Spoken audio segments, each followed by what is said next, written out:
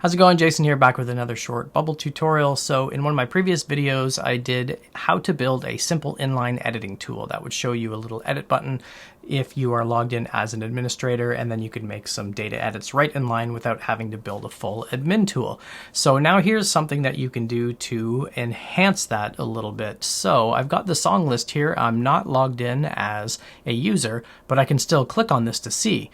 And if I go ahead and just try to change some of this, because of the privacy rules that I set up, I'm going to get this error that you do not have permission to modify this. So it's good nobody can modify the data, but it's kind of a bad user experience. So let's go ahead and make a couple of small edits to this. So the first one is, let's just take a look at this interface. It's kind of annoying to have this word edit here. So what I'm going to do is I'm going to use something called Font Awesome. And Font Awesome is something that's built into Bubble, and it allows you to use little icons within your text boxes. So I want the track name here. Instead of showing the word admin, I want to actually use Font Awesome. So the way you use Font Awesome is you do an open square bracket, FA, and then you type in the name of the icon. I'll put a link in the description to a list of the Font Awesome icons. Now, not every font icon in the Font Awesome library is supported by Bubble. There used to be a project that would show the list of all the ones that were available. So for now, it'll just be trial and error. But if you have seen a new list somewhere that maps them, then please drop a comment below. I'll take a look at it when I get into the editing of this video and see if I can find it. But for now, this little edit text here is going to change this to the little pencil icon. And it does that automatically. So now I can toggle this on and off.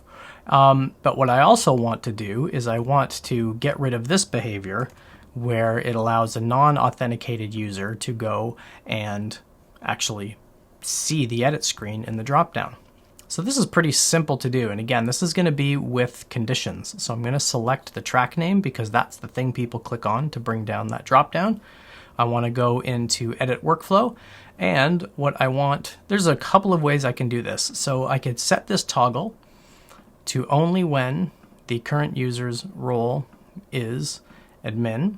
So now if I go back to my browser where I'm logged in as an admin, I get that and I can toggle it.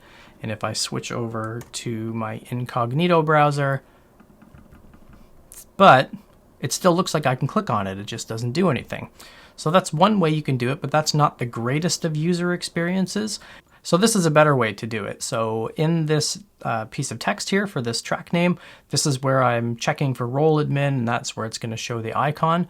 But what I want is I want to define another condition that says when the current user's role is not administrator, I want to make it so this element is not clickable in the first place. So now if I go back to my anonymous screen, I can't even click that.